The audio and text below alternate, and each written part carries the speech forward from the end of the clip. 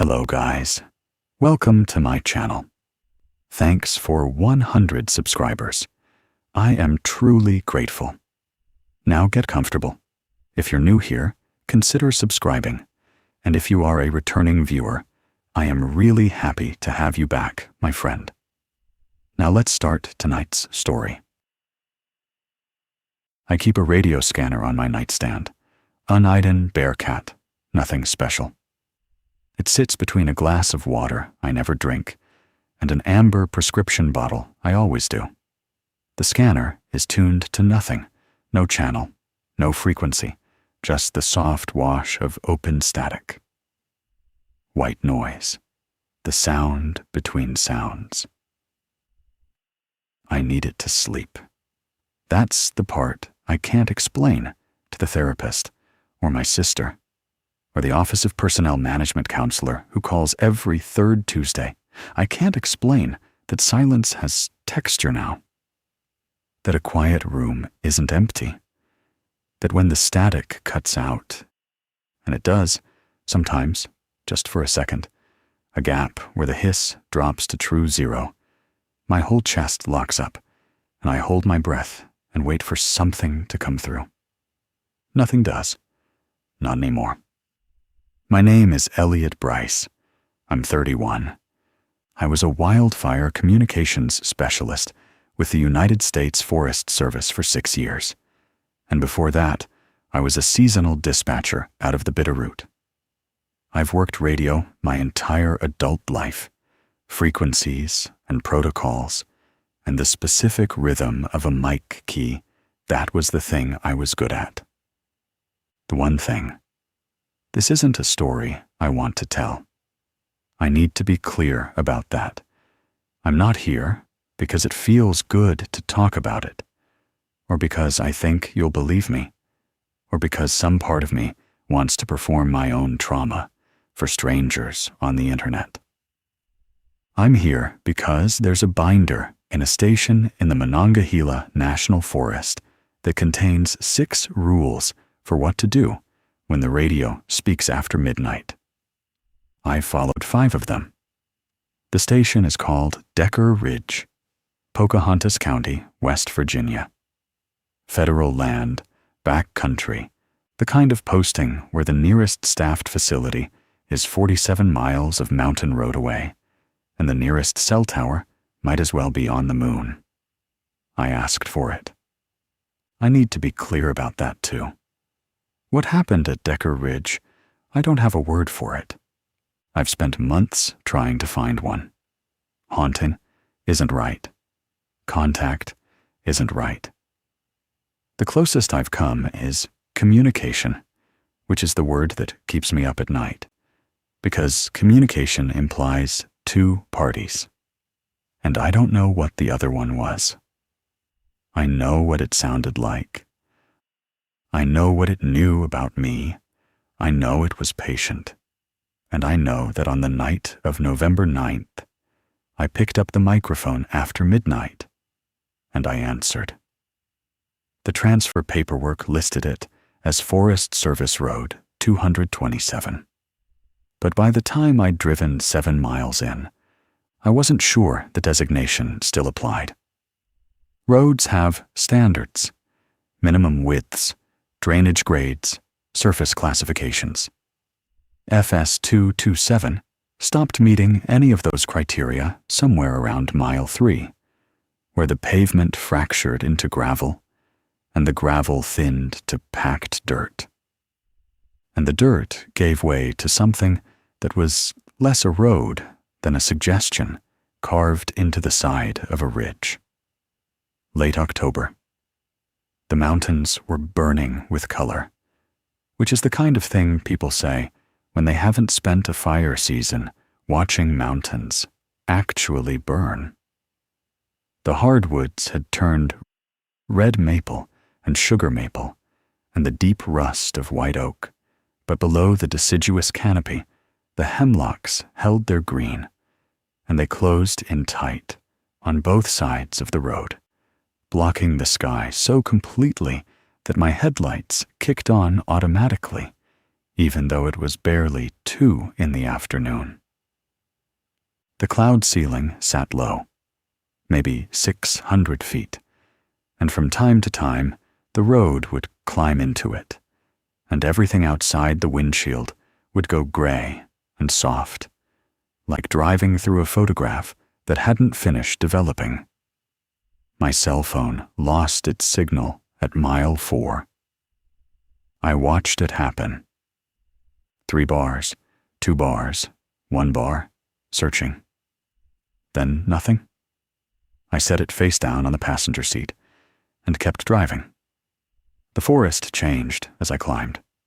Below, it had been second-growth timber and old logging cuts filling in with birch and poplar. Up here, the trees were older, taller. The undergrowth thinned out because the canopy was too thick to let light through, and the ground between the trunks was just brown needles and moss-covered stone, and the kind of quiet that you don't notice until you crack your window and hear nothing coming back. No bird song, no wind. Just the engine and the crunch of my tires and the faint metallic ping of gravel hitting the undercarriage. At mile 11, the hollow opened up below me to the east. I pulled onto the shoulder, such as it was, and looked down. The valley floor was invisible under fog. Ridge after ridge stacked into the distance like vertebrae, each one fainter than the last, and there was no sign of human habitation in any direction. No rooflines, no utility poles, no cleared fields, just forest, old and deep and indifferent, the kind that was here before the county had a name and would be here after the county forgot it had one. I found the station at mile 12. Decker Ridge Ranger Station sat at the end of a gravel turnaround on a flat shelf of land that had been carved out of the ridgetop, probably with heavy equipment, probably decades ago. It was exactly what the briefing file had described, and nothing like what I'd imagined. The building was squat, single-story cinder block, painted the standard Forest Service brown that had faded to something closer to the color of old tobacco. Flat roof, no porch, no eaves, no architectural concession to the idea that a human being might want to sit outside and look at the trees. It looked like something the Army Corps of Engineers would build at a missile test range and then forget about. But it was the details that caught me. The windows had steel shutters, not the decorative kind you'd see on a cabin, bolted open and painted to match.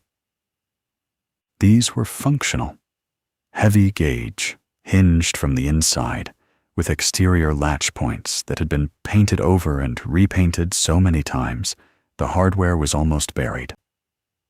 On the roof, the antenna array was oversized for a backcountry station, a tall whip antenna, a directional Yagi, and what looked like a discone broadband setup that belonged on a county emergency operations center, not a one-man outpost in the middle of nowhere.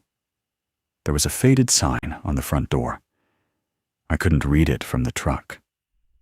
I sat there for a moment with the engine idling, looking at the building, and the building looked back. That's not a metaphor. The dark windows and the steel shutters and the heavy door gave it a face, and the face was closed. Not hostile, just closed, the way a person's face gets when they've decided what they're going to tell you and what they're going to leave out. I turned off the engine and stepped into the smell of wet hemlock and cold stone and distance. Ranger Garrett Sills was already standing beside his truck when I came around the building, and the first thing I noticed was that the truck was packed. Not in the way you pack when you've got a few hours to kill before your replacement shows a bag in the bed, a cooler you haven't gotten around to loading. Sills was packed the way you pack when you've been ready since dawn. Every bag strapped down, cooler bungeed to the sidewall, personal gear in the cab. The truck was idling. He was my age, maybe a year or two younger, with the look of someone who'd been fit when he arrived and had since stopped caring. Not unhealthy, just diminished. The kind of weight loss that comes from forgetting meals, not skipping them. His handshake was firm and brief, and he didn't hold eye contact long enough for it to mean anything. Bryce? That's me. Garrett Sills. I left coffee on.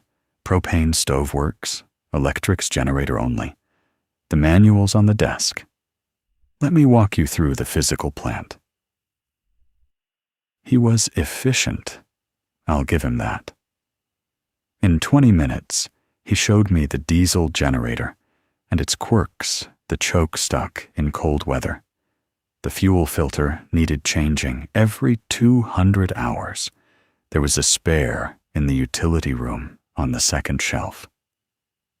He showed me the water system, a gravity-fed line from a spring uphill with a sediment filter that needed back flushing weekly. He showed me the propane hookup and the backup kerosene heater and the spot behind the building where the solar array sat in various stages of decline.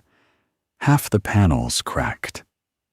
The charge controller blinking an amber fault light that he said had been blinking since before he got there. He showed me everything, except the communications room. We walked past its door twice. It was the middle room of 3 main office and living quarters on one end, storage and utility on the other, comms room between them. Both times we passed it, Sills kept moving, kept talking, pointed at something else. I noticed. I'm a radio tech. The communications room is the first place I'd go, and he was treating it like a supply closet he'd forgotten to mention.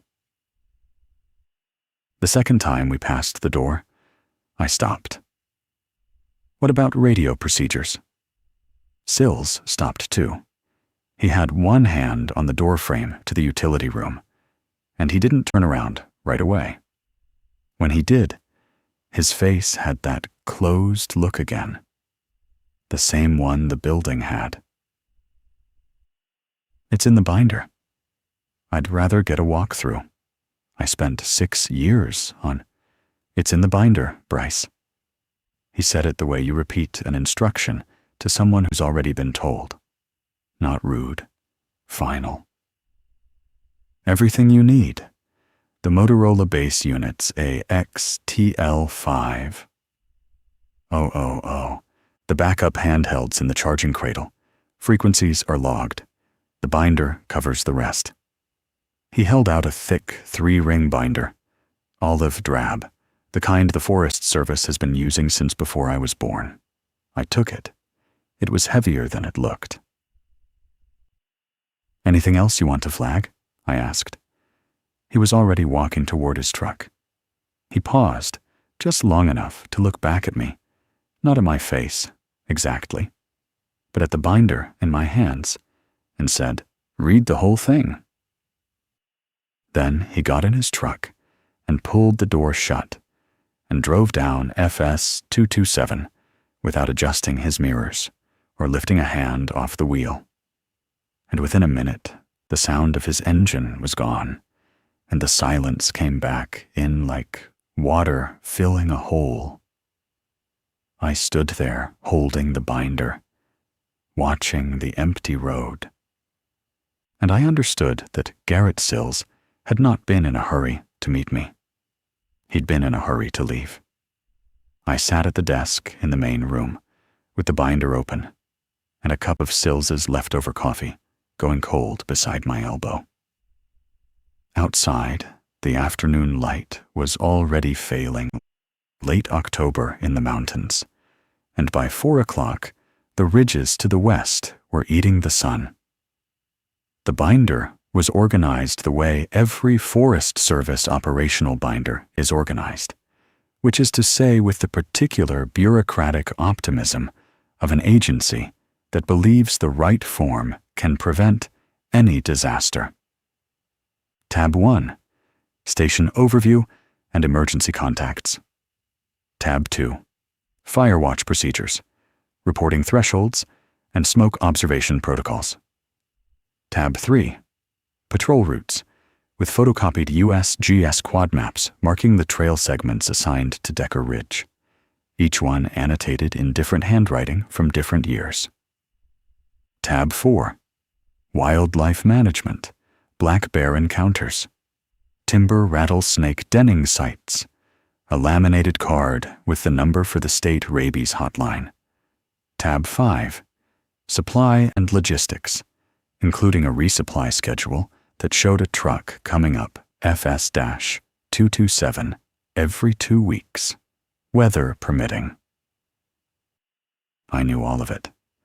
Not this specific station, but the structure, the language, the rhythm of federal land management distilled into checklists and contact numbers, and the quiet assumption that if you followed the steps in the order they were printed, you'd be fine.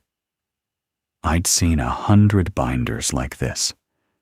I'd written sections of a few.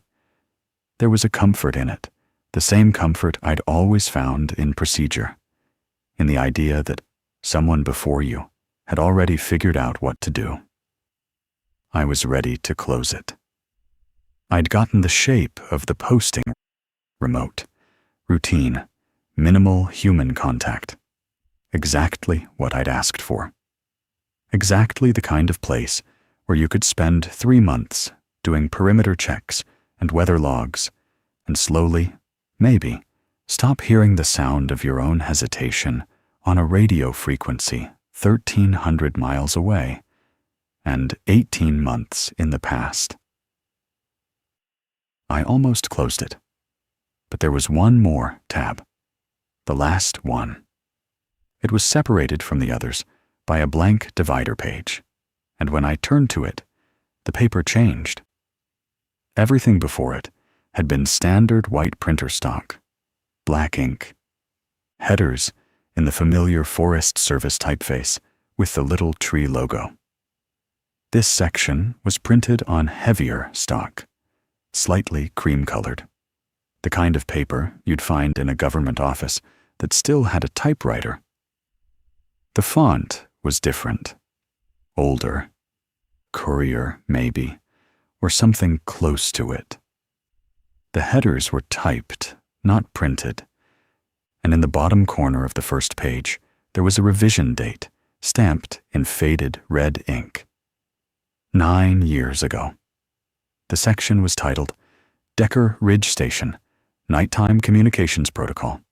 Below the title, in smaller type, compliance is mandatory for all personnel assigned to Decker Ridge Station. This protocol supersedes standard USFS communications procedures between the hours of 0000 and civil twilight. Failure to comply is a disciplinary matter and may constitute a safety violation under 36, say, FR 261.10. I set down my coffee. The taste had gone wrong anyway. There were 6 of them, numbered, formatted with the dense specificity of a legal document, each one cross-referenced to a form or a procedure or a sub-protocol I'd never seen in any Forest Service manual. I read Rule 1 and felt my eyebrows climb. Do not transmit after midnight. Do not respond to transmissions. Monitoring is mandatory. Transmission is prohibited. It was the opposite of every communications protocol I had ever been trained on. The entire point of a radio in a backcountry station is to transmit, to be the link between the field and the network. You don't put a person on a mountaintop with a radio and then tell them not to use it. That's not procedure. That's either a joke or a liability. Rule 2. If a transmission uses your full legal name, disconnect the antenna. Physically pull the cable. I read it twice. In 6 years of fire communications work, I'd never once heard a protocol that told you to disable your own equipment. Radios fail on their own. Often enough, you don't help them. Rule 3. If a transmission repeats the same word 3 times without variation, leave the room. Don't listen from outside the door. My first thought was that this was some kind of test, a hazing document left in the binder by a previous ranger with too much time and a dark sense of humor. The kind of thing you'd find in a firehouse, taped inside a locker, designed to rattle the new guy. Except the paper was old, and the revision stamp was real, and it was formatted with CFR citations. Rule 4, coordinates. Don't plot them, don't follow them. Record them in a red cover ledger. Compare them to previous entries. If they form a bearing line toward the station, the protocol used that phrase, bearing line, which is a navigation term, not a horror movie term, initiate lockdown. Shutters, doors, lights off, wait for daylight. Rule 5. I read Rule 5 and stopped skimming. If you identify the voice in a post-midnight transmission as belonging to a known individual, colleague, family member, dispatcher, or any person whose voice you can identify with confidence, do not assume positive identification. I read the last line 3 times. Emotional familiarity is not a reliable indicator of source authenticity. I didn't laugh. I almost did. The sound got as far as my throat, and then it sat there, because the sentence wasn't written like a joke. It was written like a warning that had been tested. Emotional familiarity. They'd chosen those words on purpose. Someone had sat down and thought about what would make a person trust a voice on a radio. And they'd written a protocol to prevent exactly that. And the specificity of it, colleague, family member, dispatcher, suggested that each category had been added for a reason. That someone, at some point, had heard a family member's voice come through this radio after midnight, and had been told not to believe it. Rule 6, the duration rule. 4 minutes and 30 seconds, the observed upper boundary. If a transmission exceeds it, the signal is no longer residual. It's active. It's responsive. Leave the station. Take the handheld. Don't turn it on. I closed the binder. The room was darker now. The windows had gone from gray to a deep violet that meant the sun was behind the ridges, and the only light was the desk lamp, a cheap fluorescent that hummed at a frequency I could feel in my back teeth. The generator pulsed steadily from outside. The coffee was cold. I stood and walked to the communications room door. It was closed. Sills had never opened it during the walkthrough, and I hadn't pushed it. Now I pushed it. The room was small, maybe 10 by 10. The Motorola XTL5000 sat on a metal desk against the far wall, flanked by a backup battery array and the charging cradle that held the handheld unit. There was a logbook, a wall-mounted clock, and on a shelf above the desk, a row of binders, smaller than the main one, each labeled by year. The walls were cinder block, painted the same institutional beige as the rest of the station, and the one window had its steel shutter latched from the inside. I looked at the back of the base unit. The antenna cable ran from the BNC connector on the rear panel, along the wall, and up through a weatherproofed conduit in the ceiling. Standard setup. But the BNC connector wasn't standard. Someone had replaced the original twist lock fitting with a quick release, the kind you'd use on equipment that needed to be disconnected fast, in the dark, by someone whose hands might not be steady. I stood there for a long time, looking at that connector. Then I went back to the main room and decided that I'd start with daytime shifts, get oriented, learn the trails, the patrol routes, the rhythm of the ridgeline. The nights would come on their own. There was no rush. The radio sat in the other room, quiet, waiting.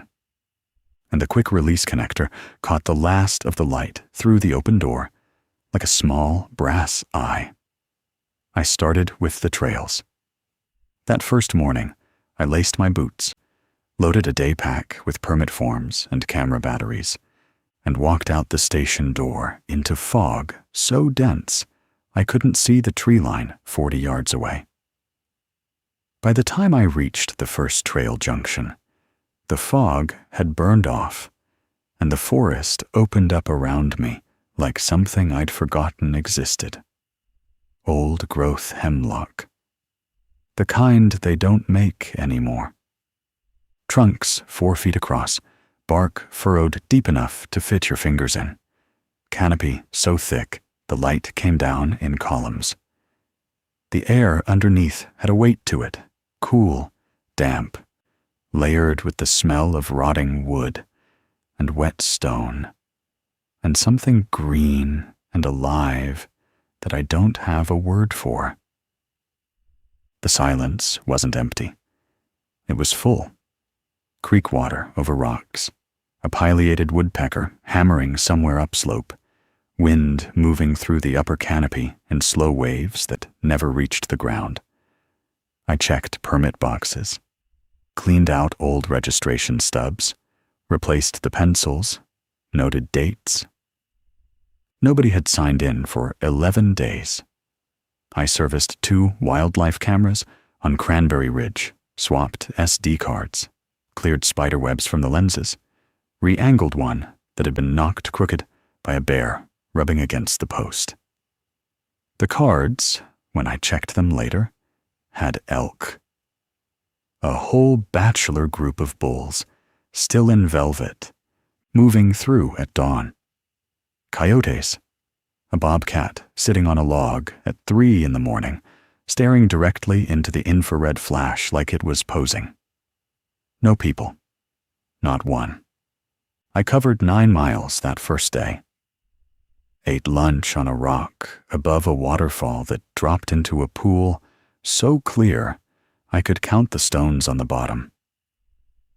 I didn't think about anything. That's not an exaggeration or some meditation practice. I mean, my brain went quiet in a way it hadn't in 18 months. No loop of Thomas's voice on the radio. No 11 seconds replaying behind my eyes every time I stopped moving. Just boots on dirt. Just the weight of the pack. Just the next blaze mark on the next tree. I slept that night without chemical help for the first time since the burnover. No melatonin, no Benadryl, no bourbon.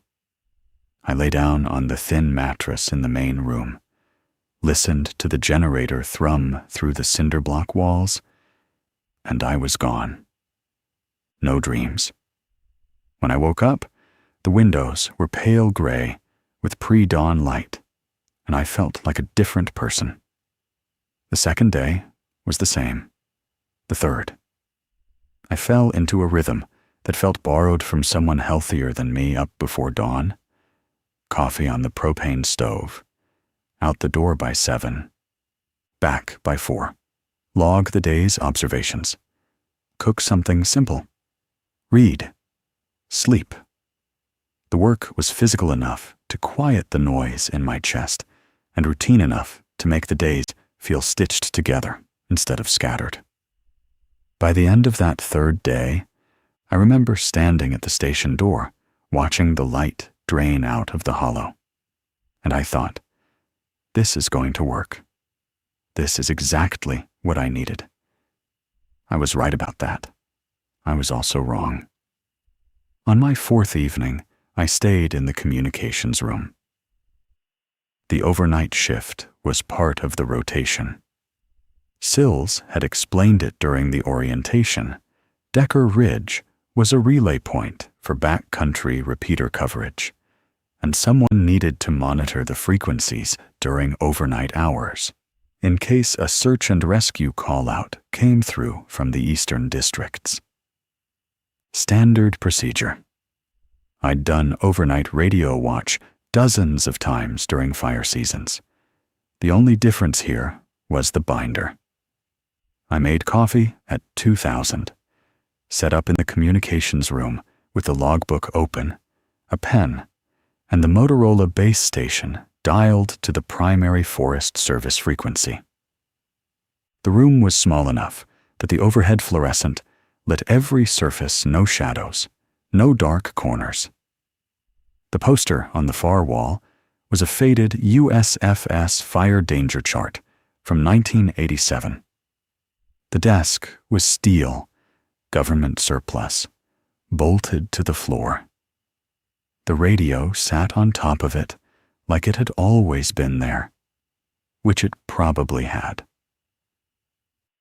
For 3 hours, everything was normal. Routine traffic came through in bursts, a ranger at Spruce Knob logging off for the night, a weather update from the Elkins office calling for frost by morning, a dispatcher running a radio check down the channel list. My call sign came up. I keyed the mic. Decker Ridge, copy, all clear. Copy, Decker Ridge, next check, 0600. Normal, professional. The sound of the system working the way it was supposed to. Dispatch signed off at 2300. The frequency went quiet. Not silent, the static was always there, that soft hiss of open air between stations. But the human voices stopped, and the room got smaller. The fluorescent buzzed. The generator hummed through the wall. Outside the window, there was nothing. No moon that night. The hollow was pure dark, the kind where your eyes never adjust because there's no light to adjust to. I watched the clock on the wall. It was analog, black and white, the kind you'd find in a school hallway. The second hand moved in small mechanical jumps. 2330. 2345. 2350. I became aware of my own breathing. I became aware that I was listening, not monitoring. Listening the way you listen when you think someone might be in the house. I told myself it was nothing. First overnight jitters. The binder was a hazing ritual. The rules were someone's idea of a joke, refined over years and passed down to every new transfer as institutional theater. 2358. I put my hand flat on the desk to stop it from tapping. 2359. The static held steady, flat, even, white. 0000. The static changed, not in volume, not in pitch, in texture, like someone had drawn a breath on the other side of it, like the noise had been a curtain, and something behind it had shifted its weight. I sat very still. 7 minutes. That's how long the silence lasted after the shift. 7 minutes of that altered static, thicker, closer, somehow directional, as if it were coming from a specific point in the room rather than from the speaker. At 00:07, the radio broke. Dispatch to Decker Ridge, welfare check requested. Cranberry Junction, mile marker 4, Report of an abandoned vehicle. Virginia plates. Can you respond? Male voice. Calm. Professional cadence. Proper radio format. Identification. Location. Request. Query. The kind of transmission I'd heard 10,000 times. The kind I could answer in my sleep. I reached for the mic.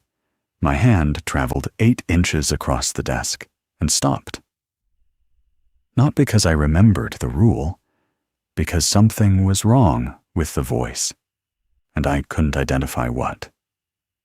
It was like looking at a photograph of someone you know and realizing it's been mirrored. Thing is correct, but the orientation is off in a way that takes a moment to register. I pulled my hand back, opened the logbook, wrote the time, 0007, wrote the content of the transmission, word for word, followed Rule 1. Listen and log. The static returned for 4 seconds. Then the voice came back. Decker Ridge, dispatch. Did you copy last transmission? Requesting acknowledgement. Same voice, same cadence. But the phrasing was different now. Dispatch doesn't request acknowledgement like that. They repeat or they move on. They don't ask if you heard them. They assume you're either there or you're not. I didn't move. I logged the second transmission. 12 seconds of static. Is anyone at the station? The format was gone. No call sign, no identification, no protocol. Just a question. The voice hadn't changed, same pitch, same calm delivery, but the mask had slipped. Dispatch doesn't ask if anyone is at the station. Dispatch knows. I stared at the speaker grill of the Motorola. It was brushed metal, rectangular, slightly dented on the left side. The voice came through it like it was coming through a wall. I can see the lights are on. My breath stopped. I didn't decide to hold it. My chest just locked. Because that sentence, delivered in the same calm, professional tone as a welfare check request, meant that whatever was speaking was either outside, looking at the station, or it wanted me to believe it was. Both options were bad. One was worse. Silence. 20 seconds. 30. The static thinned back to its normal texture, like water draining from a tub. I didn't move for another full minute. Then I wrote the final 2 transmissions in the log, and I set the pen down, and I pressed my palms flat against the cold steel desk until I could feel my pulse and my fingertips slow. The voice was gone, but it had noticed. 3 nights later, it came back. Same time window, same altered static starting at midnight, like a door opening in the frequency. But this time, there was no performance, no dispatch format, no pretense of a welfare check. At 0011, the radio spoke my name. Elliot. 1 word. Male voice, the same one, I was almost certain. Calm. Measured. The kind of pronunciation you'd use when reading a name off a form. I logged it. Elliot. Same pitch. Same cadence. Same duration. I timed it later against the log entry. And each instance was identical to within a fraction of a second. Not similar. Identical. The way a recording is identical. Except recordings don't pause between repetitions. Recordings don't wait 4 seconds, as if checking whether the last one worked, before trying again. Elliot. 3. I stood up so fast the chair rolled back and hit the wall. Rule 3. Same word or phrase, 3 or more repetitions, without variation. Vacate the communications room. 30 minutes. Don't listen from outside the door. I stepped into the hallway, closed the communications room door, locked it. The lock was a deadbolt heavy commercial grade. The kind that belongs on an exterior door, not an interior one. Someone had installed it specifically for this. The striker plate had been reinforced with a steel backing plate lag-bolted into the frame. I stood in the main room. The generator hummed. The fluorescent in the hallway buzzed. And from behind the locked door, at a volume I shouldn't have been able to hear, the voice continued. "Elliot." I walked to the far side of the main room, sat on the cot, put my hands over my ears. Not because I thought it would block the sound. The walls were cinder block. The sound wasn't actually carrying, but because the rules said, "Don't listen." I pressed my palms tight against the sides of my head, and I stared at the floor, and I counted seconds. 30 minutes is 1,800 seconds. I made it to somewhere around 1,600 before I lost count and started over. When my watch finally showed 00:45, I stood up, walked back to the communications room door, and unlocked it. The room was the same. Fluorescent light, steel desk, faded poster, radio. The radio was the same. Except for one thing. The transmit key on the handset was depressed, physically pushed down and held. The handset was still in its cradle, but the key was locked in the transmit position. Someone had pressed it, and it had stuck, or been wedged, or been held down by something I couldn't see. The transmit light on the base unit was solid red. The station had been broadcasting on an open frequency for however long that key had been down. I released it with my thumb. It clicked back into position. The red light went off. The room was locked. I had the only key. The window was intact, latched from the inside, painted shut sometime in the last decade. There was no way in. There was no one in the room. But something had keyed that mic, and I realized, standing there with my thumb still on the handset, that the voice had used my first name only. Elliot. Not Elliot Bryce. It had triggered Rule 3, but not Rule 2. It stayed below the threshold, and that meant one of two things. It didn't know my full name, or it was choosing not to use it. One implied limitation. The other implied understanding. The other implied it knew the rules as well as I did. Dawn came. The static flattened. The radio went silent. I filed no report. I told myself I needed more data before I escalated. That was the professional excuse. The real reason was simpler. I didn't know how to write what had happened in language that wouldn't get me pulled from the station and referred to employee health services. 3 more nights passed quietly. I started to think it was intermittent, random, survivable. Then the woman called. It was the 8th night, 12 minutes past midnight. The static shifted.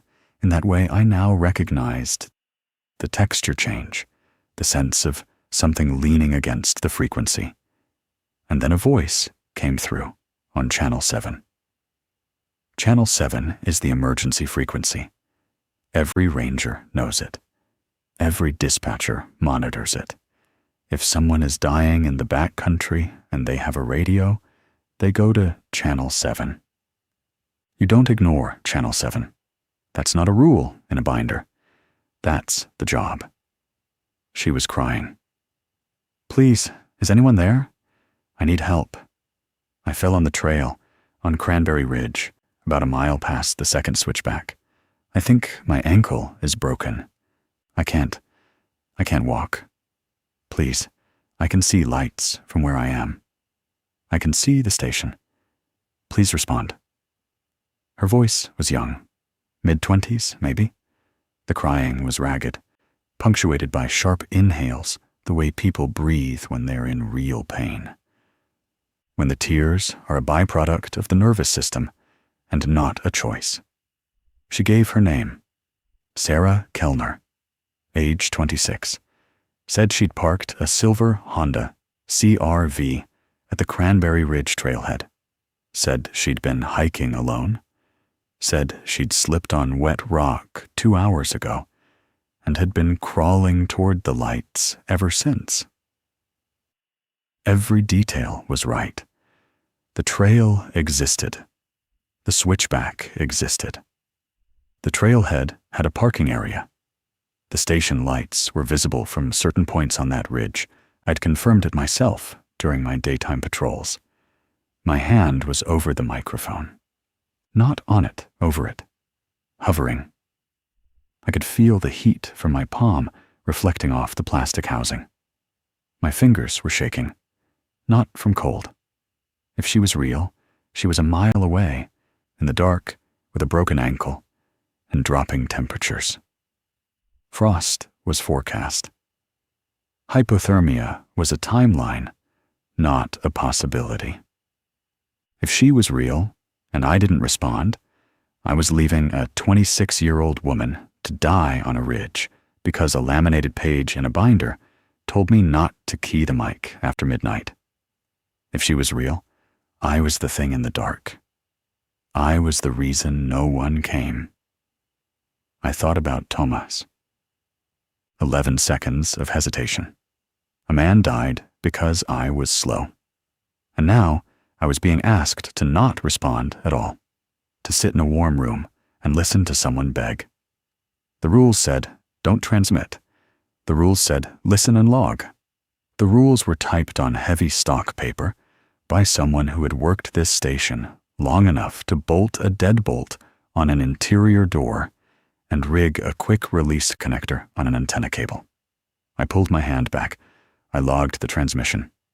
Time, 0:01:2. Channel 7. Content. Female voice requesting emergency assistance, Cranberry Ridge Trail. Name given, Sarah Kellner. The crying continued. It came through the speaker in waves, sometimes louder, sometimes fading to a low whimper. It sounded real. It sounded like a person in pain, alone, frightened, running out of time. It sounded exactly like what would make me break the rule. 3 minutes and 14 seconds.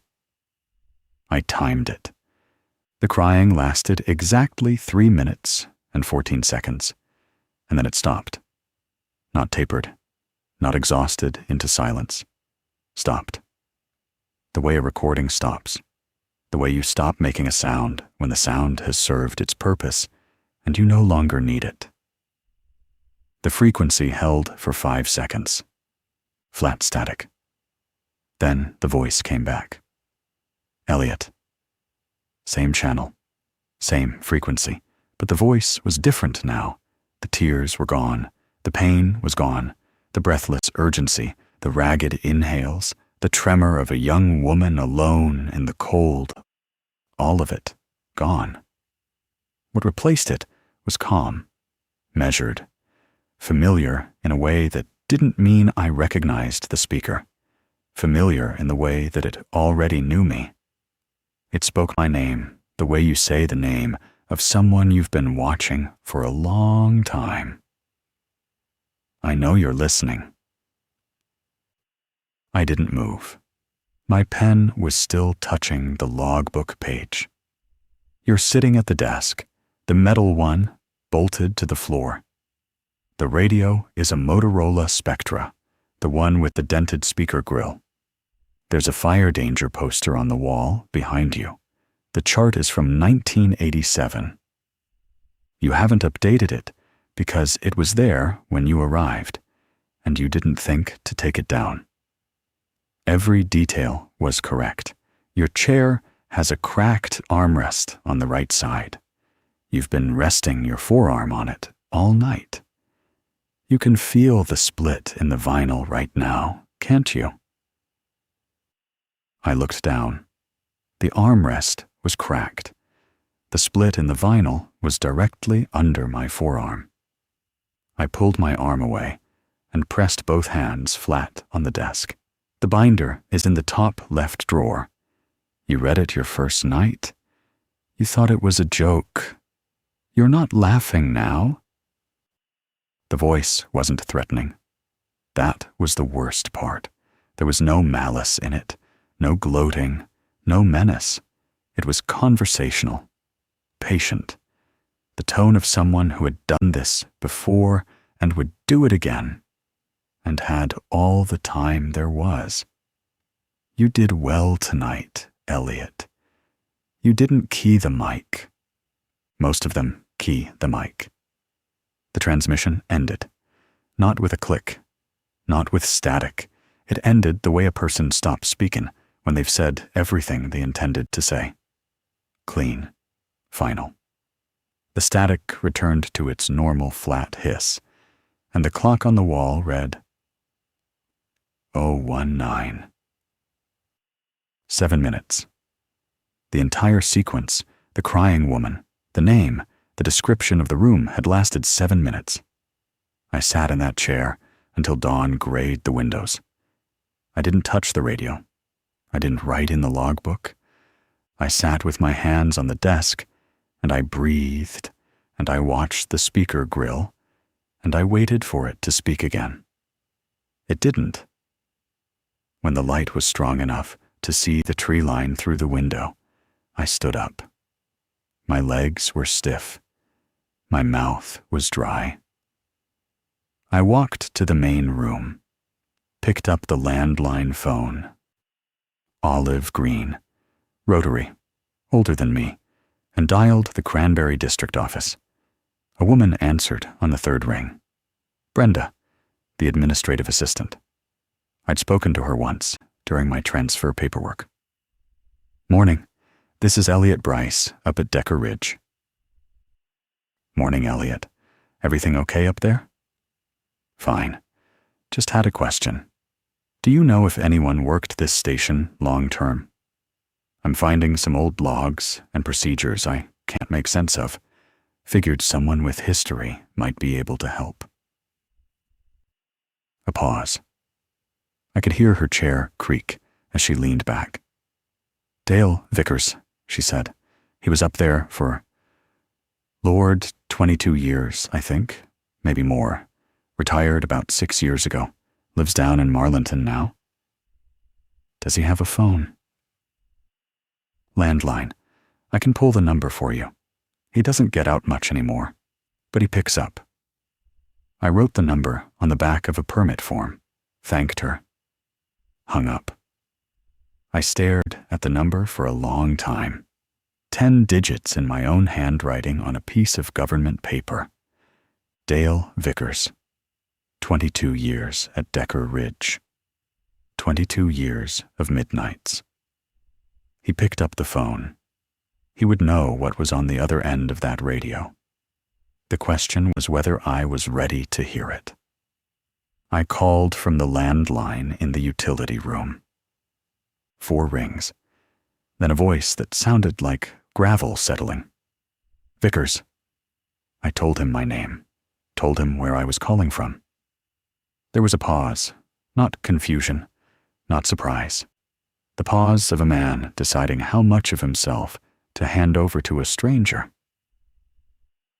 Yeah, he said. I figured someone would call eventually. Dale Vickers had spent 22 years at Decker Ridge. 22 years of overnight shifts, diesel refills, trail surveys, and midnights spent listening to a radio he was never allowed to answer. He'd come to the station in 1987 as a GS5 with a fresh forestry degree and a young marriage. He left in 2009 with a full pension and a wife who'd stopped asking why he slept with the lights on.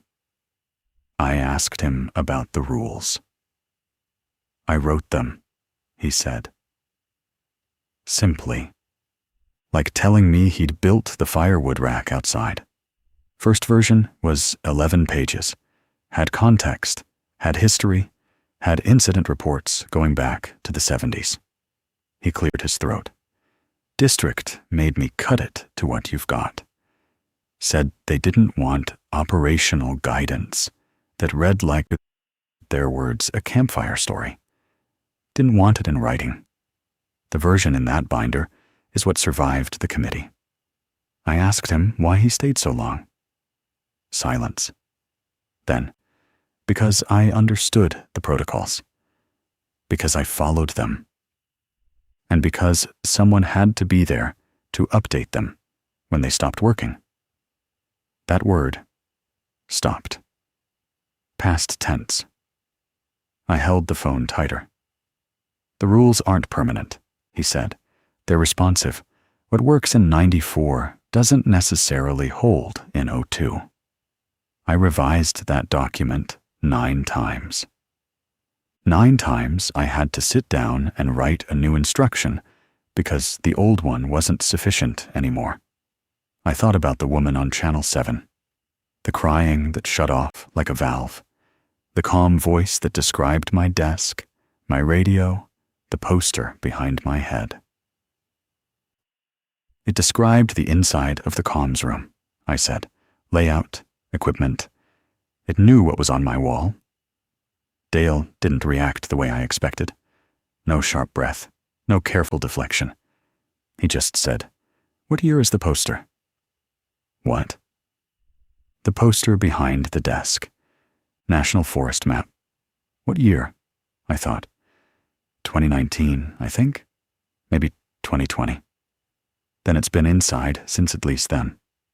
He said this the way you'd say, the roof needs patching. Operational. Diagnostic. A fact to be filed and managed, not felt. I wanted to ask him what it was. The question sat right there, obvious and enormous, and I could feel it pressing against my teeth. But something about Dale's cadence told me the question wouldn't land. Not because he'd refused to answer, because he'd already decided, years ago, that the answer didn't help. Mr. Vickers? Dale. Dale, how do I get through the rotation? You follow the protocols. You don't improvise. You don't investigate. And you don't convince yourself that understanding it will protect you. Understanding is not a tool in this context. Compliance is. He said that last part, like he'd rehearsed it. Maybe he had. Maybe he'd said it to himself every night for 2 decades. I sat with the phone in my lap for a long time after the call ended. Dale had talked for almost 40 minutes. He'd confirmed the rules. He'd told me which frequencies were most active. 7 and 12. Always. He'd told me the transmissions had never appeared before double. 02, or after 04, 37. He'd told me the generator needed its fuel filter changed every 90 days, or it would stall during cold starts. And that the door to the comms room should be shimmed with a folded piece of cardboard because the latch didn't seat properly in humidity. He told me everything about how to manage it. He told me nothing about what it was. I replayed the conversation in my head, and the shape of what he'd avoided was more defined than anything he'd actually said. He never used a pronoun, never said it or they or the signal or the voice. He talked about transmissions, events, anomalies, incidents, technical nouns, classification language, the vocabulary of someone who had built an entire framework for surviving something by refusing to name it. He never said where it came from, never said how long it had been there, never said whether it was getting worse, though the revision history of his own rules answered that question plainly enough. And he never, not once, said it could be stopped. Before he hung up, he told me one more thing. There's a safe in the comms room. floor level, behind the supply cabinet. Combination is the station's establishment date. Month, day, year. Bottom shelf, red ledger. Read every entry. I waited. And don't bother plotting the coordinates on a map, he said, unless you want to stop sleeping. The line went dead. Not a hang-up, the connection just dissolved, the way rural landlines do sometimes. Copper and distance conspiring against you. I set the handset back in the cradle and listened to the utility room. Generator humming, water heater ticking, the small domestic sounds of a building pretending to be a home. I walked down the narrow hallway to the communications room. The supply cabinet was a green metal unit, GSA surplus, pushed against the east wall. Behind it, bolted to the floor, was a fireproof safe the size of a milk crate. I dialed the combination, 03-17-1962, and the handle turned with the heavy, oiled resistance of something that had been opened many times by careful hands. Bottom shelf, red ledger, canvas covered, the kind you'd find in a surveyor's kit. I pulled it out. It was heavier than it should have been. The ledger was a standard field notebook, or it had been once. Someone, Dale, probably had reinforced the spine with cloth tape and added sheets of grid paper between the original pages. It was dense with handwriting. Decades of it.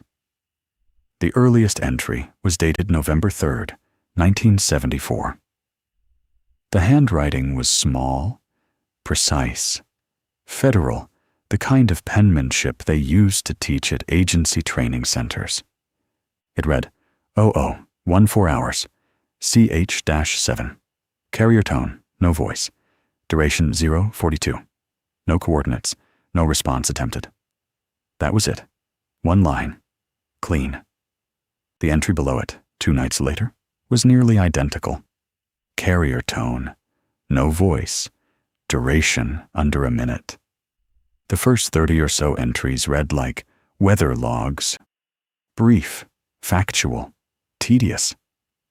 Someone documenting a curiosity, an atmospheric anomaly, a quirk of the equipment. Then I turned to February 1976, and the handwriting changed. This ranger pressed harder. The letters tilted forward, slightly too large, slightly too fast. The entries were longer.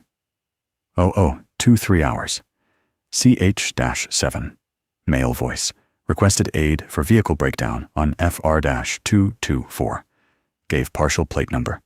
Voice clear, no distortion. Sounded mid-40s, local accent. Did not transmit. Contacted Cranberry Dispatch at 0600. No vehicle reported disabled on 224. No plate match in system. Below that, a week later, 0031 hours, CH-12, same voice, used my name. Said, Danny. How does it know my name? I read forward. The entries spanned years. At least 7 different hands had written in this ledger, each one picking up where the last left off.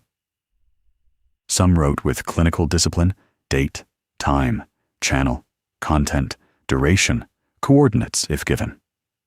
Others abandoned format entirely. One entry from 1991 was a full paragraph, the handwriting deteriorating line by line.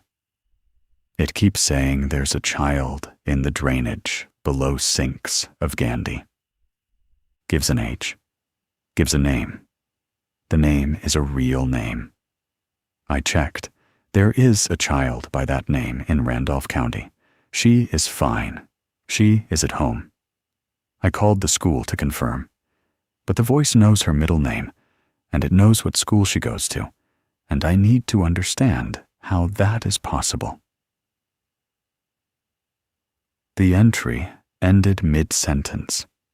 A line was drawn beneath it, in different ink, by a different hand.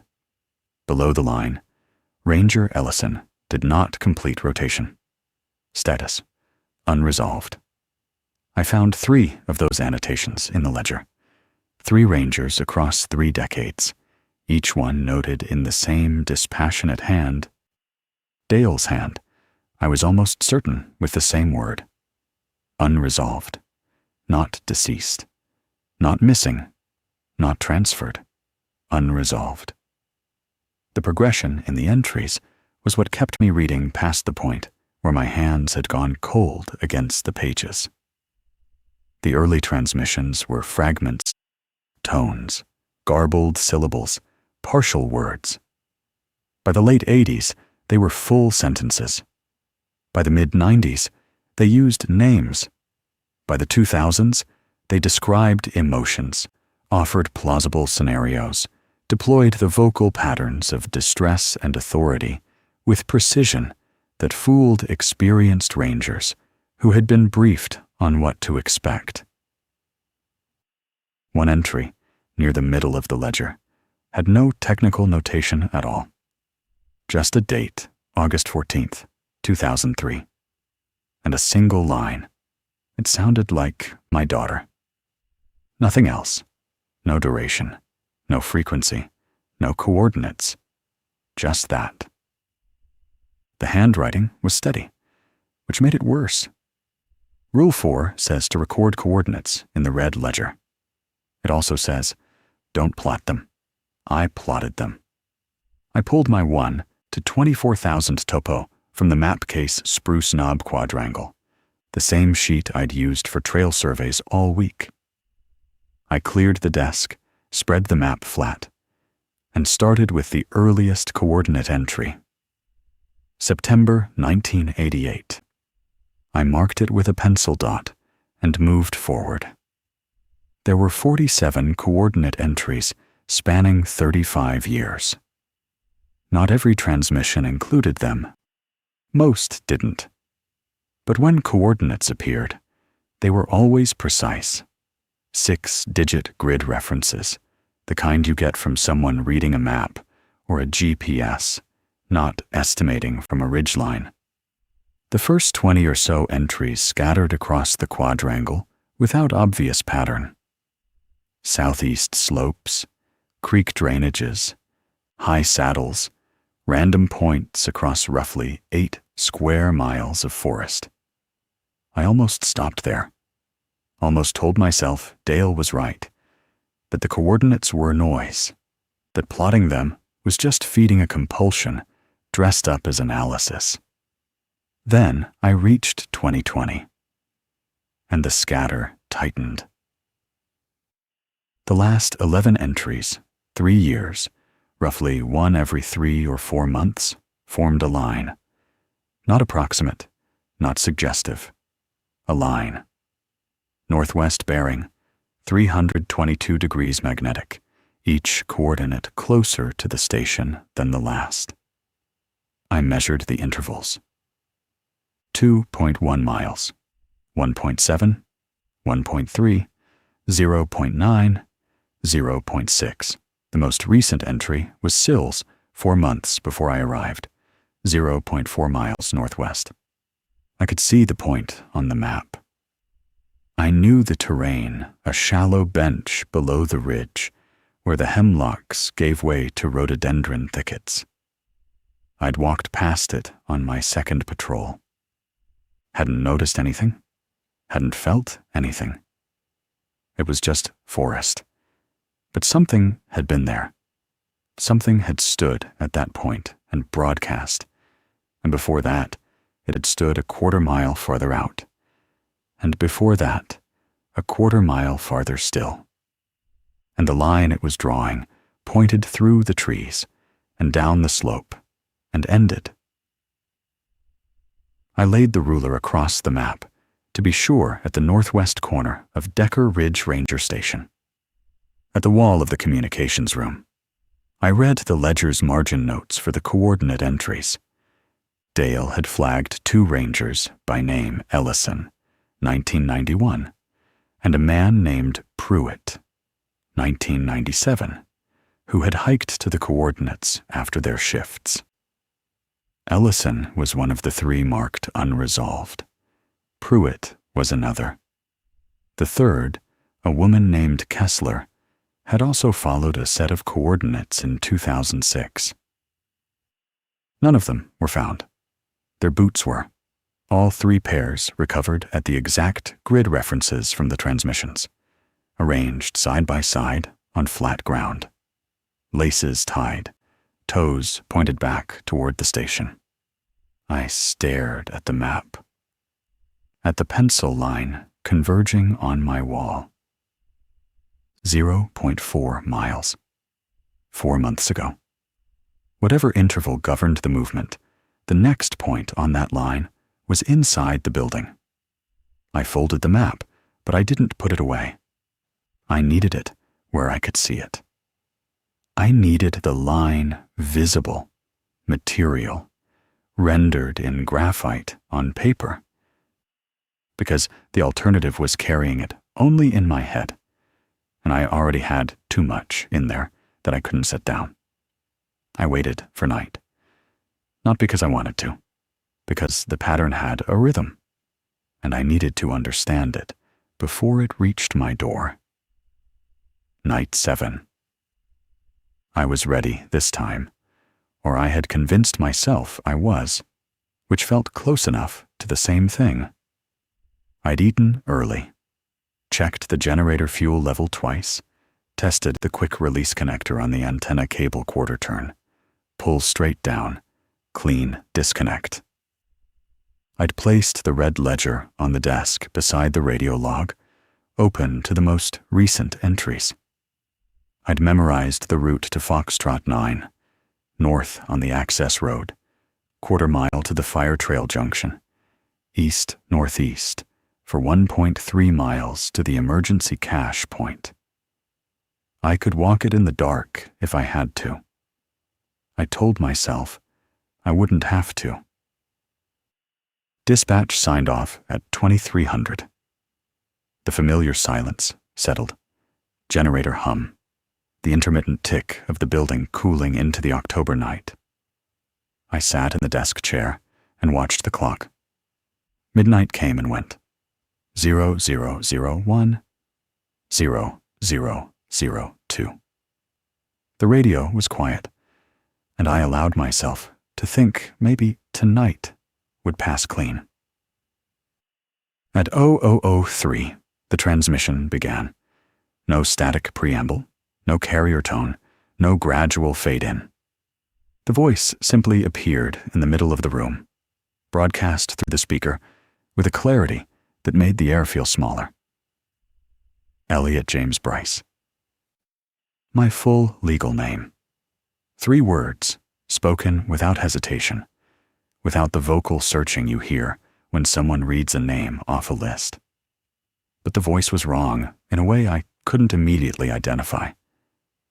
It took me 2 full seconds to process what I was hearing. The syllables didn't match. Elliot was spoken in one timbre, slightly nasal, flat affect, the way a dispatcher might say it. James was warmer, rounder, spoken by what sounded like a different mouth entirely. Bryce was clipped and precise, almost military. 3 syllables sourced from 3 different recordings, assembled into a sequence and transmitted as a single utterance. It sounded like a word built from parts, a name constructed, not spoken. Rule 2. Full legal name. Disconnect the antenna cable. I was already moving. Quarter turn. Pull down. The connector separated with a solid click, and I held the cable in my hand, the brass fitting cold against my palm. Silence. The speaker went dead. The room was just a room again. Desk, radio, map, the smell of old paper and stale coffee.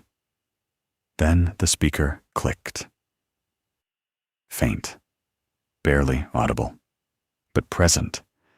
A hiss of carrier signal bleeding through the unit, impossibly, because I was holding the antenna cable in my hand, and there was nothing connecting the radio to anything beyond this room.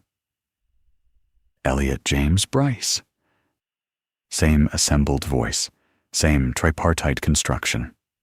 Quieter, now maybe 40% of the original volume, but there, and real, and coming from hardware that should not have been receiving anything at all. I set the cable down on the desk. I looked at the radio. The frequency display still glowed its steady green. The signal meter, which should have been flat at 0 with no antenna, showed a thin needle deflection. Something was pushing signal into the unit through a path that didn't involve the antenna, through the chassis, through the wiring in the walls, through something I didn't have a schematic for. The rules were containment measures. I understood that now with a certainty that felt less like realization and more like diagnosis. Disconnecting the antenna didn't sever the connection. It reduced it, attenuated it. The rules didn't stop the process. They slowed it. Every instruction in that binder was a delay tactic, a way to buy time against something that had been steadily overcoming each countermeasure for decades. I picked up the red ledger and turned to the back pages. The 3 rangers marked unresolved. Ellison, October 1991. Pruitt, October 1997. Kessler, October 2006, late October, all 3. I looked at the calendar pinned above the radio. October 24th. I was in the window. I didn't sleep that night. After the transmission faded, 0009, total duration, 6 minutes and 12 seconds. Well, within the 4:30 threshold, if you counted from the first vocalization, well past it.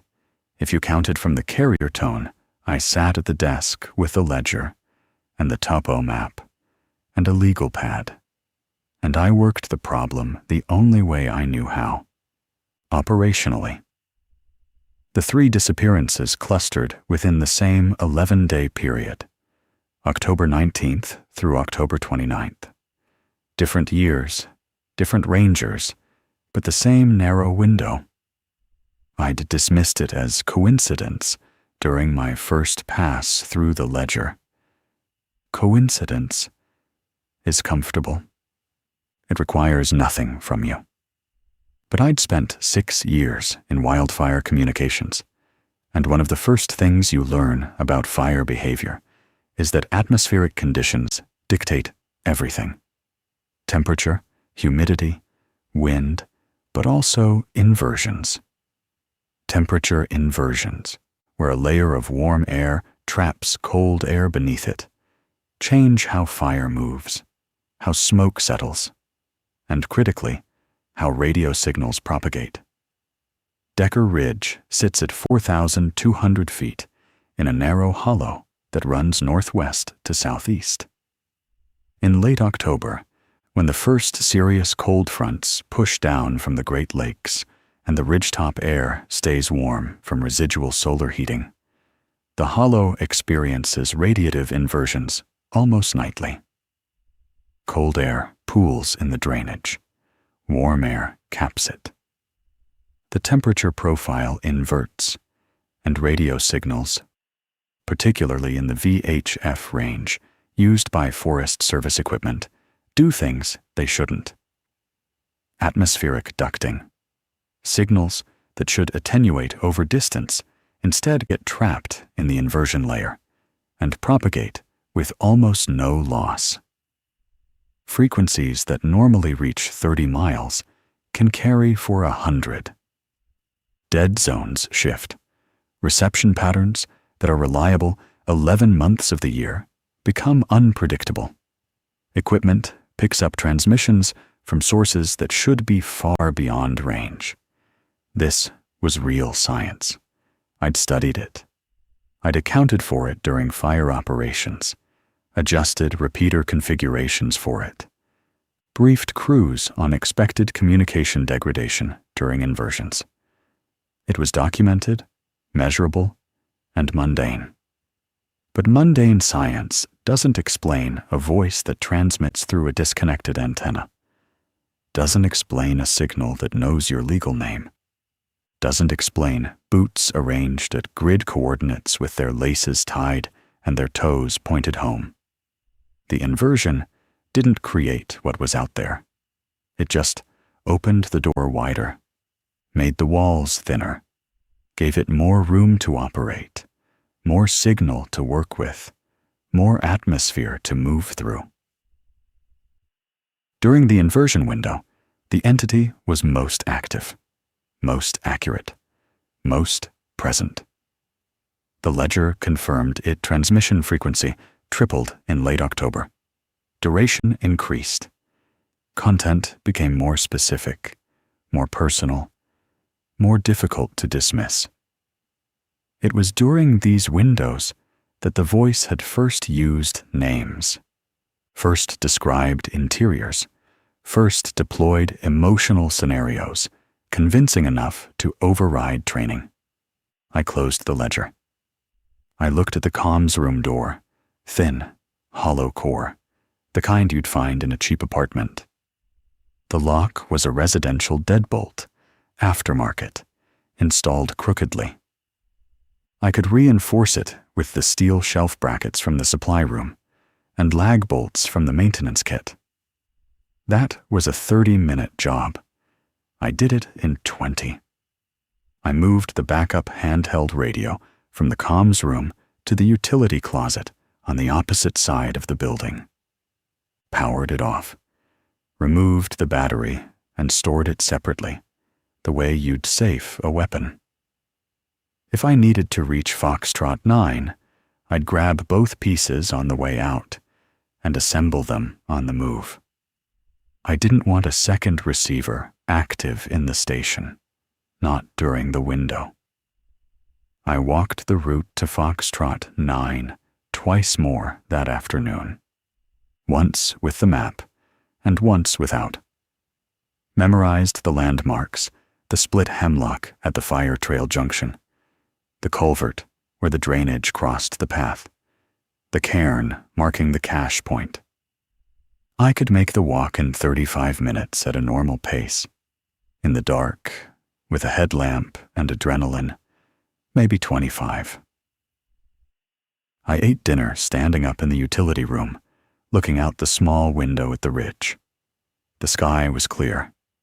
The air was cold and still, the kind of stillness that means the inversion was already forming.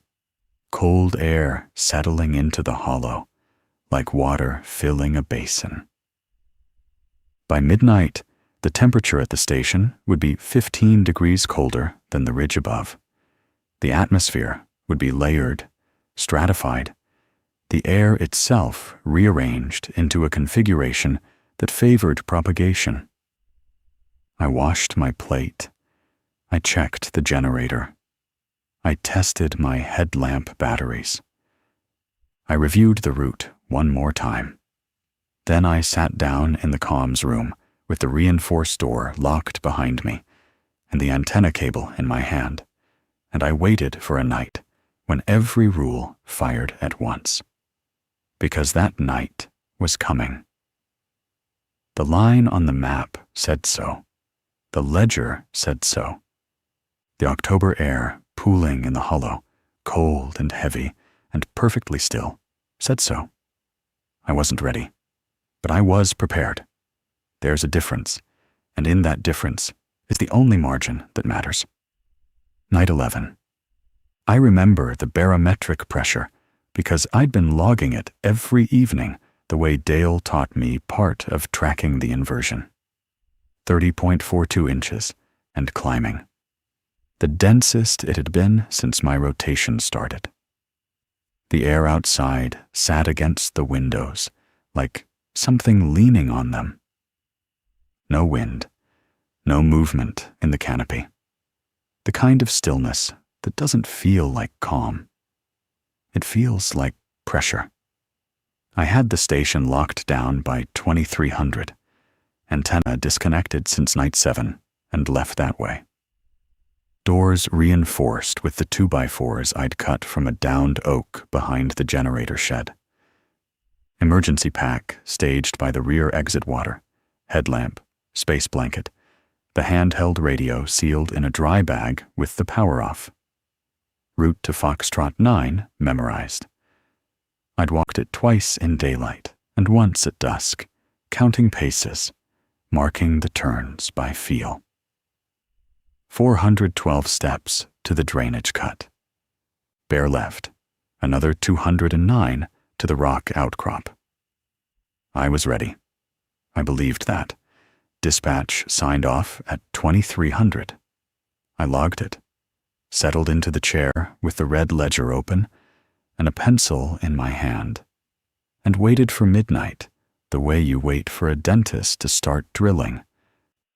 Resigned, braced, quiet. At 0:01, every channel opened at once. Not sequentially, not the way a scanner sweeps. Every frequency the Motorola could receive activated in the same instant, and what came through wasn't a voice or a tone or static. It was a wall, a layered, compressed mass of sound that hit the speaker like a physical thing. The volume hadn't changed. I'd set it at 4 and taped it there, but the density of what poured through that speaker made the housing vibrate against the desk. I stood up. I don't remember deciding to. The display, the little green LCD that shows the active channel, was cycling so fast the numbers blurred into a smear of light. I could hear fragments inside the wall if I focused. Coordinates I recognized from the red ledger. A phrase from Night 3. Welfare check on Decker Ridge, buried under layers of tone and hiss. My name, scattered across frequencies, syllables split between channels, so it arrived in pieces. L, then nothing, then E, then ought, reassembled by my own brain into something the sound itself never quite formed. And underneath all of it, a rhythm, not mechanical, not a pattern a machine would produce, something that breathed. The rules were written for sequential contact. One voice, one channel, one protocol at a time. Identify the violation, apply the procedure, wait for cessation. What was coming through that speaker wasn't a single thread I could categorize.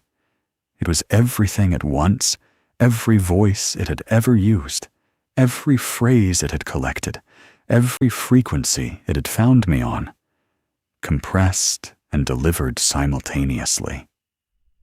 Like it had spent 10 nights indexing my responses, mapping which rules I followed and how fast, and had concluded that the only approach I hadn't prepared for was all of them. I couldn't log it. I couldn't categorize it. I couldn't apply a rule to a thing that triggered all the rules at the same time.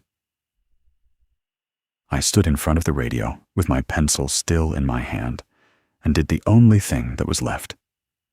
I watched the clock. Midnight, 01, 02. The wall of sound didn't change in volume, but it shifted layers, rising and falling, voices surfacing for a second, and then drowning again. As if something vast was turning over inside the signal, restless and searching. My ears ached, not from volume, from trying to separate it. The brain wants to find the voice in the noise, wants to make language out of chaos. I could feel mine reaching into that wall, pulling at threads, trying to resolve a phrase, a word, a name. Every time it almost succeeded, the layers shifted and the thread dissolved. I pressed my palms flat against the desk and stared at the clock and stopped trying to listen. 03, 04. And then it stopped. The silence that followed was not the silence of absence. It was the silence of a room after a door closes, shaped by what had just been in it. 3 seconds. I counted them by the clock because I no longer trusted my sense of time. Then Channel 7 opened. A single voice, clear, uncompressed, no static underneath, no harmonic distortion, no artifacts.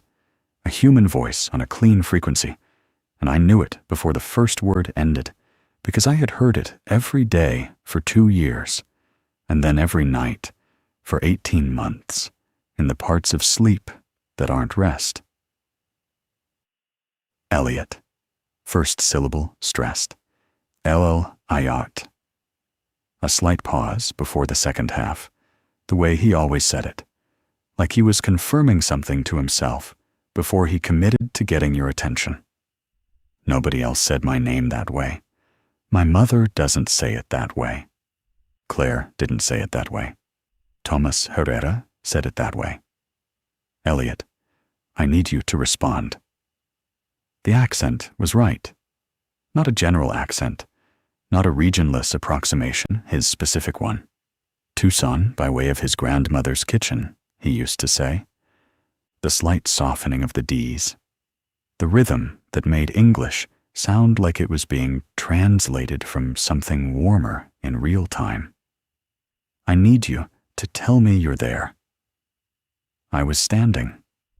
I don't know when I'd moved closer to the radio. The pencil was on the floor. My right hand was at my side, and then it wasn't. It was rising, moving toward the transmit key with a slow, autonomous certainty that had nothing to do with the decision I had made. I watched it happen the way you watch your hand reach for a stove you know is hot. The knowledge that you shouldn't doesn't interrupt the motion. The motion comes from somewhere underneath knowledge. Please. My fingers were 4 inches from the key. You owe me that. 3 inches. My throat was open. I could feel the words already shaped in my mouth. His name, or I'm here, or I'm sorry. Some combination of the 3 that wouldn't have been enough and would have been everything. The urge to respond wasn't fear. It wasn't confusion. It was love. The specific, grinding, unsalvageable love you have for someone you failed when the failure was measured in seconds and the consequence was permanent. 11 seconds. I had hesitated for 11 seconds before transmitting the retreat order, and Tomas had burned. And now his voice was asking me for the one thing I hadn't given him in time of response. I understood in that moment what the entity had been doing for 10 nights. The welfare checks, the crying woman, the coordinates, the wall of sound, those were calibration. Tests of my protocols, my thresholds, my discipline. They were not the attack. They were research. This was the attack. Not fear, guilt. Not a stranger's voice in the dark, but the one voice in a world I could not bear to leave unanswered a second time. My hand stopped. I don't know how. I don't know what was left in me that could override the need to speak, because every conscious part of my mind was screaming at my hand to close those 3 inches and press that key and say his name into the dark. But something training, or stubbornness, or the memory of Dale Vickers' voice saying the rules are what you have, something grabbed my wrist from the inside and held it. I pulled my hand back, pressed it flat against my chest, held it there with the other hand like I was applying pressure to a wound. The voice kept talking. I waited for you, Elliot. I waited, and you didn't come. I watched the clock. 4 minutes. You could have called it sooner. You know that. You've always known that. 4 minutes, 15 seconds. Tell me you're there. That's all. Just tell me. 4 minutes, 30 seconds. Rule 6. Duration threshold. Nothing had ever exceeded 4 minutes and 30 seconds. Everything before this, every entry in the red ledger, every transmission across decades of contact had stopped before this line. Whatever was on the other side of 4:30 was different. Not a recording, not an echo, not a residual signal bouncing off an inversion layer. 4:31, active, responsive. 4:32. The voice that sounded like Tomas said my name again, and this time the stress pattern was wrong. The pause was in the wrong place, as if something had been holding a shape carefully and was now letting go of the effort. I was already moving. I grabbed the pack from beside the rear door. Headlamp on. 2x4 pulled free. The door opened onto the kind of darkness that has texture, a density to it, the hollow swallowing the beam of my headlamp at 30 feet, so completely it looked like the light was being absorbed rather than scattered. I didn't run. Running in that terrain at night is how you break an ankle or go off the drainage, cut into a ravine. I moved fast, and I moved steady, and I counted my steps the way I'd practiced. Behind me, through the closed door, through the cinder block walls of a building designed to survive a nuclear exchange, I could still hear the radio. Not the words, just the presence of a voice, continuing, steady, speaking to an empty room in a tone that had stopped pretending to be grief and had become something patient and flat. 412 steps. The drainage cut was where I'd marked it. I turned left, felt the ground slope under my boots, smelled the wet rock and the iron tang of the spring seep that ran along the base of the outcrop. 209 steps. My shoulder hit the steel face of the Foxtrot 9 cache, a Forest Service supply box, bolted to the rock, 3 feet by 4 feet, cold under my palm. I killed the headlamp, sat with my back against the metal, pulled my knees to my chest. The silence out here was different from the silence inside the station. Inside, silence was the space between transmissions temporary, bounded, waiting to be filled. Out here, the silence was structural. No insects, no wind in the canopy, no owl, no rustle of leaf litter from deer or coyote or mouse. A silence that wasn't the absence of sound, but the presence of attention. The forest listening back. I held the handheld radio in my right hand. Off. The dry bag crinkled once when I shifted my grip, and the sound was enormous. I sat. I breathed. I watched the dark and told myself that dark was dark and silence was silence, and that the absence of insects was a temperature phenomenon related to the inversion and not evidence of anything else. Then, from the trees to my left, not from the station behind me, not from the handheld in my hand, but from the trees themselves, from the dark air between the trunks, a voice, speaking coordinates, calmly, clearly, the way a dispatcher reads a grid reference, neutral, precise, without urgency. Numbers and compass bearings delivered to the empty forest by nothing I could see, and nothing I could locate, and nothing that moved or breathed or displaced the air in any direction I could feel. I pressed my back against the steel, and closed my eyes, and held the radio, and did not turn it on. The coordinates stopped after 2 minutes and 14 seconds. I know, because I counted. 1 1,000, 2 1,000, all the way to 134. Then the silence came back. The real silence this time, or what I chose to believe, was real. An owl called from the ridge above me. A single cricket started up somewhere to my right. The forest resumed its noises, one voice at a time, like an audience settling after something on stage had finished. I stayed at Foxtrot 9 until dawn.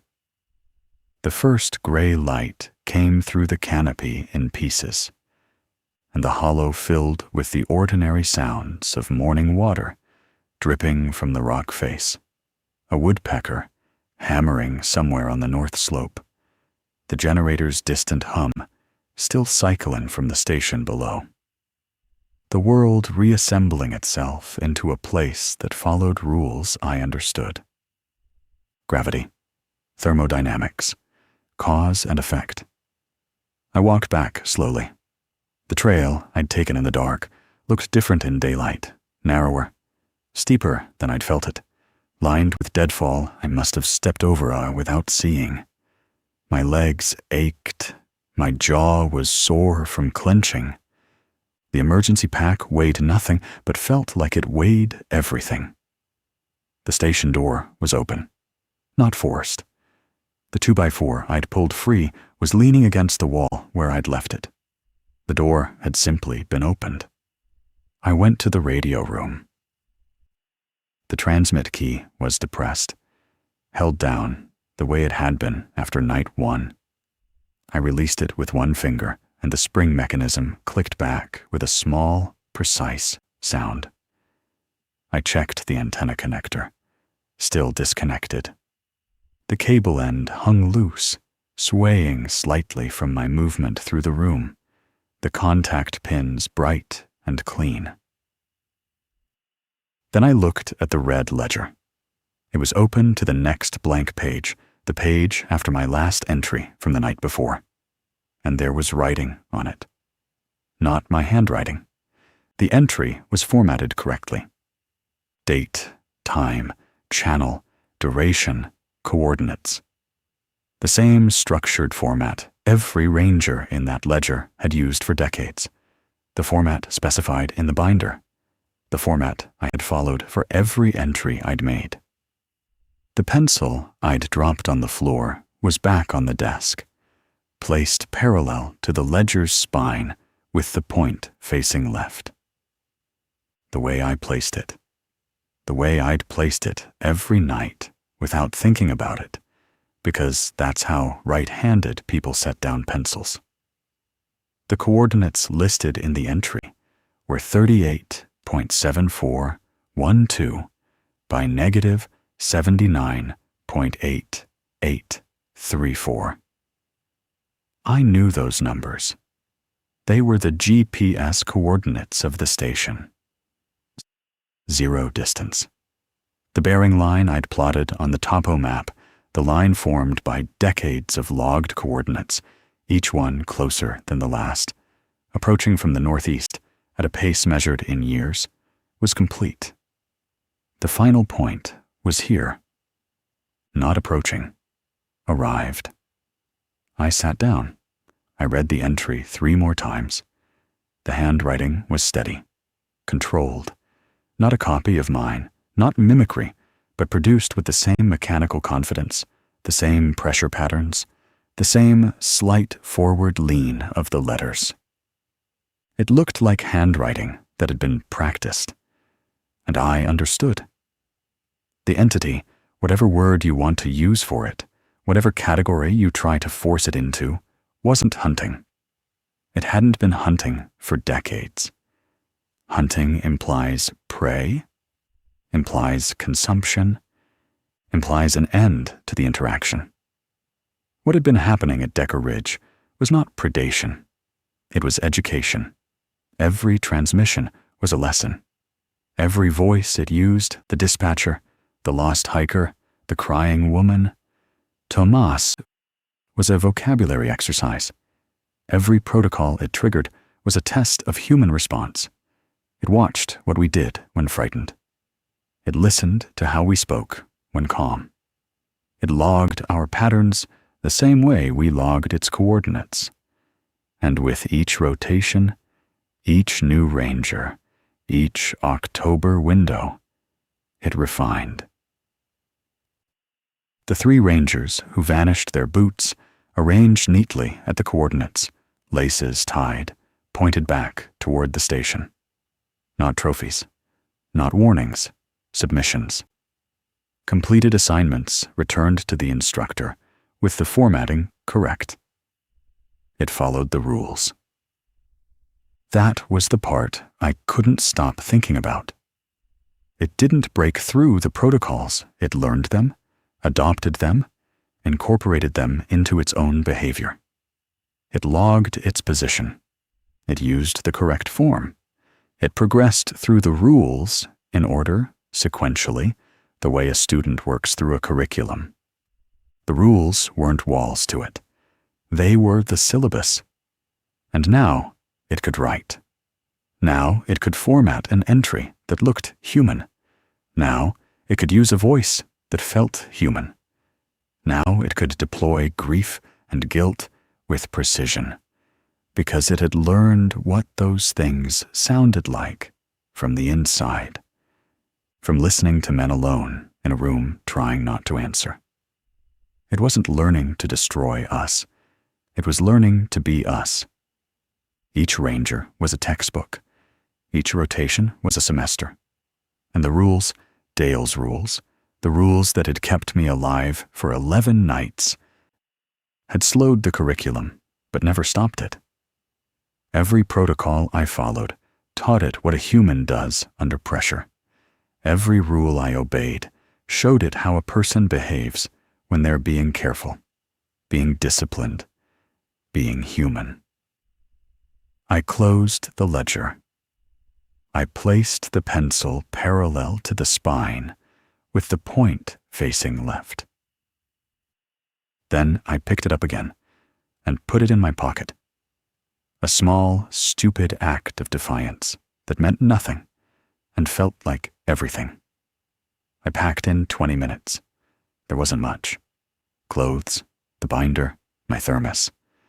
I left the red ledger in the safe where I'd found it. Bottom shelf, right side, spine facing out. I left the antenna disconnected. I left the 2x4s leaning against the wall by the rear door. The landline worked on the first try. Dispatch answered on the second ring. I requested immediate rotation, citing personal reasons, which was the phrase the handbook offered for situations it couldn't categorize. The dispatcher, not the overnight voice, the day shift, a woman named Carolyn I'd spoken to, exactly twice, said they'd have a replacement within 48 hours. He arrived in 36. I watched his truck come up the 12-mile road from the kitchen window, a dark green Forest Service pickup, raising a line of pale dust in the October light. He parked where I had parked 2 weeks earlier, got out the way I had gotten out, stretching, looking up at the canopy, taking a breath of mountain air, like he was arriving somewhere that might fix something inside him. He was young, 30 maybe, the kind of posture that comes from trying to look competent in a new place. He had a duffel bag over one shoulder and a travel mug in his free hand. And when he saw me on the step, he smiled the way you smile at someone whose job you're about to take, friendly, slightly deferential, a little nervous. I loaded my truck. He watched me. We didn't speak much. He asked about the generator schedule. I told him. He asked about the water heater. I told him. He asked about the patrol routes, and I pointed him to the binder on the desk. I got in my truck, turned the engine over. He leaned down to the window, the way people do when they want to ask one more thing, but aren't sure it's appropriate. Anything else I should know about the posting? I looked at him. I saw his face, and behind it, I saw Sills's face, standing on this same gravel, using the same evasion, making the same calculation that warning him directly would sound insane, that the binder would do the work, that the rules were in the rules, and the ledger was in the safe, and the rest was something each person had to find on their own in the dark. I thought about Tomas, about the voice on Channel 7 that had used his accent and his rhythm, and the specific weight of his grief. I thought about the red ledger, open to a page with handwriting that wasn't mine, coordinates that pointed to the ground beneath my feet. I thought about the next entry it would write, in a new voice, with new vocabulary, one semester closer to whatever it was becoming. "It's in the binder," I said. He nodded, tapped the roof of my truck, twice the universal goodbye of men who work in places without ceremony, and stepped back. I drove down the 12-mile road. In the rearview mirror, the station shrank into the trees, and then into the ridgeline, and then into nothing, the way places do when you leave them behind. Except, I didn't leave it behind. I know that now. You don't leave a frequency. You just move out of range. Halfway down the mountain, I turned the truck radio off. The cab was quiet, and the tires hummed on gravel, and the trees moved past the windows in the long amber light of late afternoon. And I told myself I was done. After a mile, I turned it back on. Static.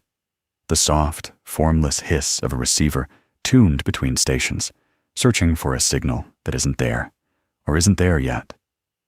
I listened to it the way you listen to rain, or highway noise, or any other sound that means nothing, that fills space, that keeps the silence from becoming the kind of silence you have to think about. I drove home. I unpacked. I put the thermos in the cabinet and the clothes in the hamper, and I set the scanner on my nightstand and tuned it to a frequency that carried nothing. It's been 4 months. The scanner is still on. I don't turn it off at night. I don't turn it off in the morning. The static is constant and shapeless and ordinary, and sometimes, in the hours between 2 and 4 a.m., I lie in the dark and listen for the moment it changes for a syllable, a breath, a coordinate, a voice I recognize saying my name in a way that no one else ever said it. It hasn't happened yet. I followed every rule except the one Dale never wrote down, the one that isn't in any binder, the one every ranger before me understood, and none of us said out loud, the rule that says, when it's over, you stop listening. I don't think I know how. The static sounds like patience, and patience sounds like something that has learned to wait.